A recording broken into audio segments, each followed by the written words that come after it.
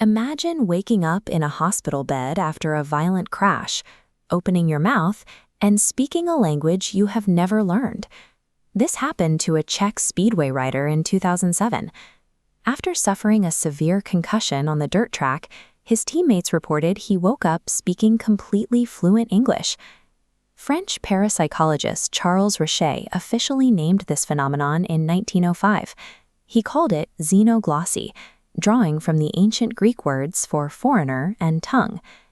The claims go back much further than the 20th century. Accounts of suddenly acquiring an unknown language appear in the biblical story of Pentecost.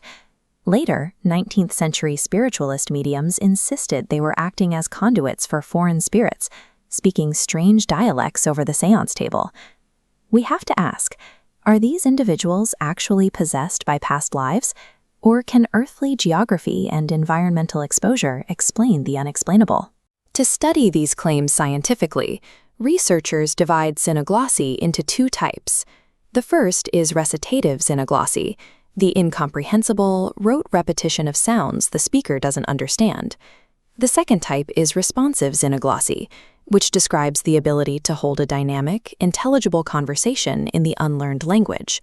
Parapsychologists heavily rely on responsive cases as proof of reincarnation. Yet when we track the exact geographic realities and environments of the test subjects, the evidence points away from the paranormal. To solve a paranormal mystery, the map becomes a more powerful diagnostic tool than the seance table. We start tracing in 1791. German physician Eberhard Glimlin documented a 20-year-old woman who would periodically adopt the personality of a French aristocrat. During these episodes, she spoke perfect French with an authentic accent, despite having never visited a francophone country. This map lays out 18th century Central Europe. The woman lived in Stuttgart, a German city close to the French border. In 1789, the French Revolution triggered a massive migration.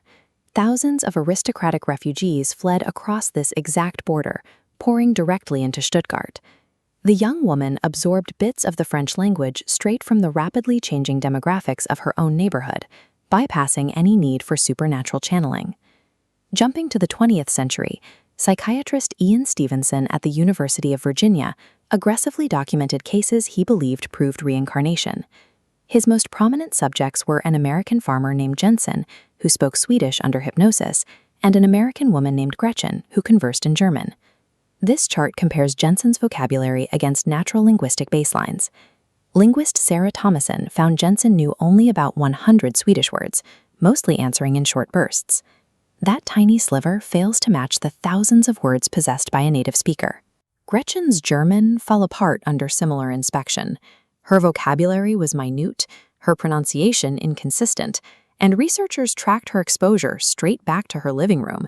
She had previously looked at German books and watched local television programs featuring the language. In these prominent cases, what was presented as evidence of a past life was actually the regurgitation of highly localized, limited media consumption. Distance in time and space can also be used to hide outright fraud.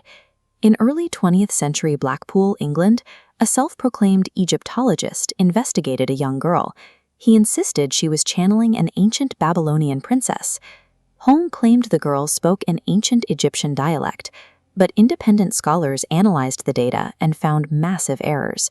Holm had completely confused Middle Egyptian with Late Egyptian, leading experts to conclude he falsified the results. By placing the supernatural origin thousands of miles away and thousands of years in the past, Holm hoped no one could double-check his work. Strict linguistic analysis easily closes that geographic gap to reveal human deception. Without spirits or deliberate fraud, the reality of these cases rests inside the psychology of memory. Psychologists identify this as cryptomnesia, a phenomenon where previously acquired, entirely forgotten memories suddenly re-enter consciousness disguised as original thoughts or supernatural abilities. Cryptomnesia maps perfectly onto the geographic realities of the subjects. The brain silently records passing refugees, snippets of foreign television broadcasts, and ambient noise of a neighborhood, keeping the data long after we stop paying attention. Linguists like William Samarin argue that paranormal researchers willfully ignore these environmental factors because they are entirely focused on validating their own beliefs in the supernatural. Xenoglossy reveals the unsettling capacity of our subconscious to act as a hidden archive, constantly recording the world around us, waiting for the perfect moment to play the tape back.